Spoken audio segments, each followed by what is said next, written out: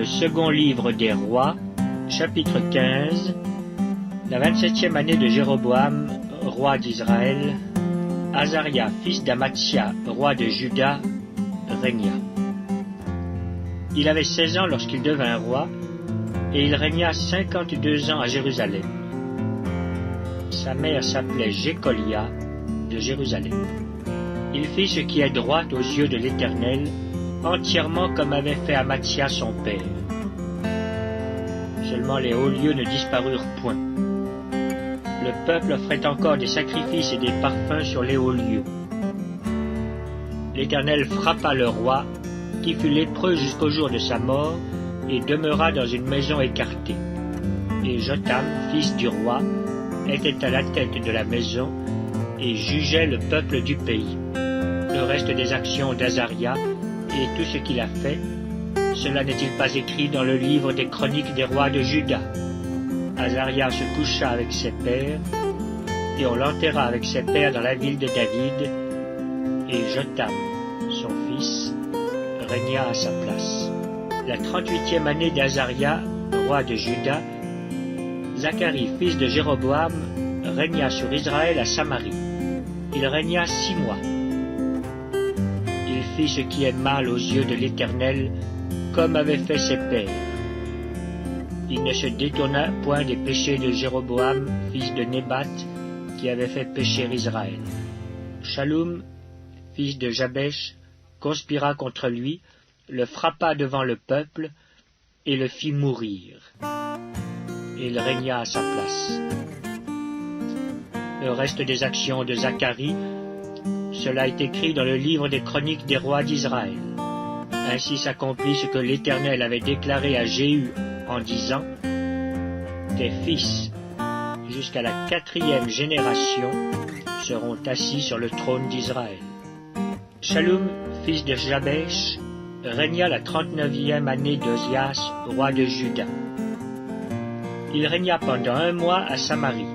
Menahem, fils de Gadi, monta de Tirtsa et vint à Samarie, frappa dans Samarie Shallum, fils de Jabesh, et le fit mourir, et il régna à sa place. Le reste des actions de Shallum et la conspiration qu'il forma, cela est écrit dans le livre des chroniques des rois d'Israël. Alors Menahem frappa Tiphza et tous ceux qui y étaient avec son territoire depuis Tirtsa. Il la frappa parce qu'elle n'avait pas ouvert ses portes, et il fendit le ventre de toutes les femmes enceintes. La 39e année d'Azaria, roi de Juda, Menahem, fils de Gadi, régna sur Israël.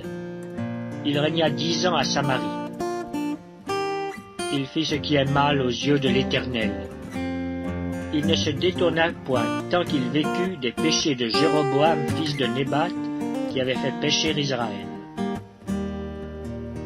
Pul, roi d'Assyrie, vint dans le pays, et Menahem donna à Pul 1000 talents d'argent pour qu'il l'aidât à affermir la royauté entre ses mains. Menahem leva cet argent sur tous ceux d'Israël qui avaient de la richesse, afin de le donner au roi d'Assyrie. Il le taxa chacun à 50 cycles d'argent. Le roi d'Assyrie s'en retourna, et il ne s'arrêta pas alors dans le pays. Le reste des actions de Menahem et tout ce qu'il a fait, cela n'est-il pas écrit dans le livre des chroniques des rois d'Israël? Menahem se coucha avec ses pères, et Pékachia, son fils, régna à sa place. La 50e année d'Azaria, roi de Juda, Pékachia, fils de Menahem, régna sur Israël à Samarie. Il régna 2 ans. Il fit ce qui est mal aux yeux de l'Éternel. Il ne se détourna point des péchés de Jéroboam, fils de Nébat, qui avait fait pécher Israël. Péka, fils de Remalia, son officier, conspira contre lui. Il le frappa à Samarie dans le palais de la maison du roi, de même qu'Argob et Arié. Il avait avec lui 50 hommes d'entre les fils des Galaadites. Il fit ainsi mourir Pékachia, et il régna à sa place. Le reste des actions de Pékachia et tout ce qu'il a fait, cela est écrit dans le livre des chroniques des rois d'Israël. La 52e année d'Azaria, roi de Juda, Pékar, fils de Rémalia, régna sur Israël à Samarie. Il régna 20 ans. Il fit ce qui est mal aux yeux de l'Éternel. Il ne se détourna point des péchés de Jéroboam, fils de Nébat, qui avait fait pécher Israël. Des temps de Pékar, roi d'Israël, Tiglath-Pileser, roi d'Assyrie, vint et prit Ijon, Abel-Beth-Maaka, Janoak, Kédesh, Hatzor, Galaad et la Galilée, tout le pays de Nephtali, et il emmena captifs les habitants en Assyrie.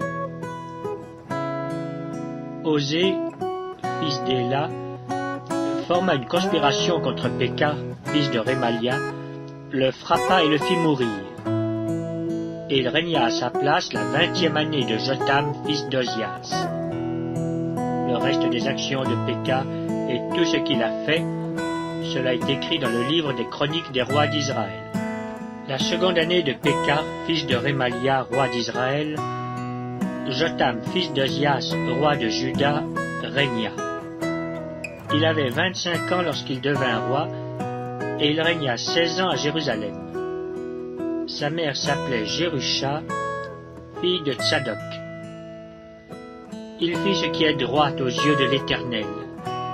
Il agit entièrement comme avait agi Ozias, son père. Seulement les hauts lieux ne disparurent point. Le peuple offrait encore des sacrifices et des parfums sur les hauts lieux. Jotham bâtit la porte supérieure de la maison de l'Éternel. Le reste des actions de Jotham et tout ce qu'il a fait, cela n'est-il pas écrit dans le livre des chroniques des rois de Juda? Dans ce temps-là, l'Éternel commença à envoyer contre Juda Rétzin, roi de Syrie, et Pékar, fils de Rémalia. Jotham se coucha avec ses pères, et il fut enterré avec ses pères dans la ville de David, son père. Et Akaz, son fils, régna à sa place.